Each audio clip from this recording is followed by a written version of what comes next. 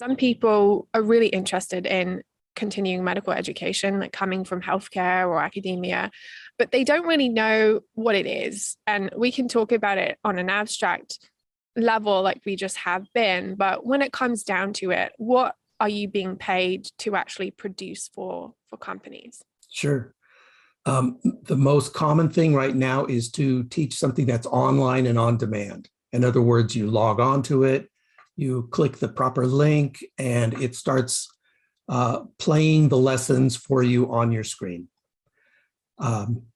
Those kinds of online courses require specific and special software in order to produce them, so we can insert interactions. It's not just playing back a bunch of content on a PowerPoint deck. It is much more interactive than that. You have built-in quizzes and things like that. So those are the deliverables most these days. And of course, we still create classes that are designed to be taught by a person in a classroom. So then the deliverable would be a participant guide and a instructor guide and any other supplemental materials that they might need. Mm-hmm. So it could be like a script or some notes for a speaker or something like that. It's always scripted, especially the ones that are online and on demand. They are scripted and recorded. There's narration throughout. We ask questions and people have to answer them, and we give them little exercises to do. Please put this piece over into this other thing based on the rules you just learned, that kind of thing. Mm-hmm.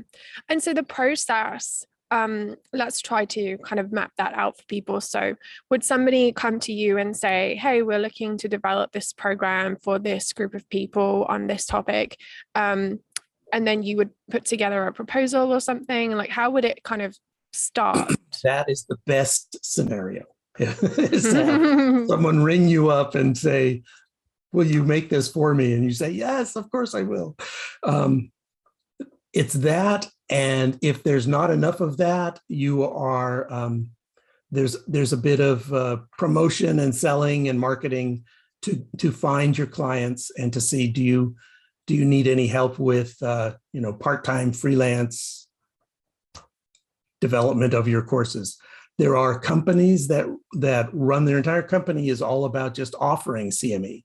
So it's always a good gig to get onto their list. So when they need help, you can do that.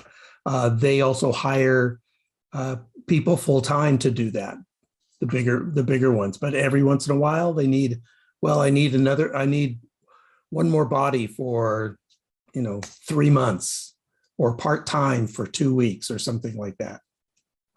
Or would you do the quality control? Would you read through it and make sure that everything is in place? Mm-hmm. I do think it's important to showcase the variety of types of clients or situations that you might come across as a freelancer, because you're right, it does vary enormously depending on the size of the company, what their predominant service offering is or product portfolio is, and how they usually operate and who they usually work with, and if they're hiring, if they're not. Like, there's so many variabilities that can impact how your experience might play out and how proactive you would have to be in that process. Yes indeed. So I guess I'll just open up to you. Do you have any advice or any experiences that you want to share for someone who is wanting to get into continuing medical education and is unsure of how to get started or if it's a good fit for them? Oh, I do. But it's going to sound like a commercial. I'm going to say the first thing, if you want to do that, is to join a professional organization that you feel comfortable with and that supports the work that you want to do. And the two that come to mind are the American Medical Writers Association, AMWA, and the Alliance for Continuing Education for the Health Professions. Those are the two that I think give me the most support. And also get a little bit more familiar and get some formal training in what a medical writer does, what a CME writer or instructional designer does. I went to and completed the certificate from the University of Chicago's Graham School. So I did their certificate, and that's how I got the specialized training I needed to do the medical writing part. Okay. Yeah, that's great advice. I mean, I've joined many of those associations myself. That's I'm always met. joining them. Exactly. That's how we met. This is an example. This interview is an example of working together in a collaboration for doing the work. It's all part of the work.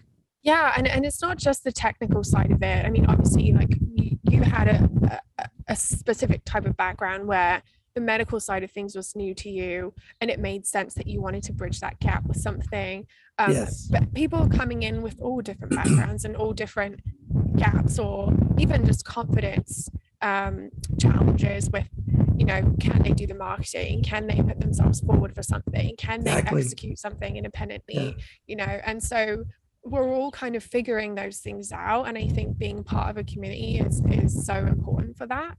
I know for myself, it's really not the tactical side or the technical side. It's really more the mindset of, have I got what it takes?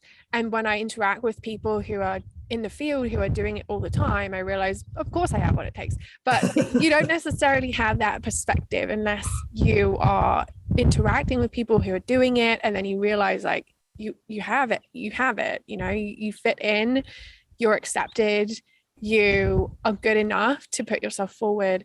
And everyone's learning as well. Like, even the most experienced people are still asking questions and still getting support. Exactly. Yeah, it's exactly. And especially in medical writing and the CME space, you're working with people who are very highly respected professionals. I mean, we're working with physicians, doctors who are saying, I don't want to have my private practice anymore. I'd rather do writing and this medical writing. I'd rather do some training on this, but they don't have the training side or the writing side. Doctors are not taught how to write in medical school, which is the wonderful thing about us as medical writers. We get to help them out with that side. But when they want to come in, they're just as new, and they're, as I've talked to them, they're just as scared. Am I qualified to even do this? I said, you've been a doctor for 14 years. How can you not be? Well, I have to do this and I have to do that. So we all bring our set of fears and our set of precautions, along with all of those strengths that we can add to the industry. Yeah, absolutely. And everybody has their blind spots or their strengths naturally in our personalities and in what we've been exposed to. And it's not possible to have 10 different career paths at the same time. Everyone has had to pick a lane and pretty much stay within that lane for most of their career. And then if they're choosing to pivot, it can be intimidating and it can be overwhelming and it can make you feel like an imposter. And so that is a lot of what we do at Prosperology, is just helping people see that they do fit in and there is a place for them and the skills that they have are transferable. And, it's really just the mentality of that and getting on board with the fact that, I have what it takes, and I have the support and the resources that I need to be able to move forward with this. Yeah, I really like your focus on confidence. It's really positive. Yeah. I mean, I think back to how I was when I first got into freelancing, having no writing experience in an organization, or, not having a PhD, or not having done a certification in medical writing or communications. And everyone around me was saying, oh, you absolutely need to have those things. And I was thinking, but do I? And it wasn't until I started speaking to people in the industry and hearing their stories and realizing, hang on, everybody has a different background and everybody has a different idea as to what you should be doing. And actually, I can come up with my own path, and that's a perfectly legitimate way of doing it. Absolutely. Yeah.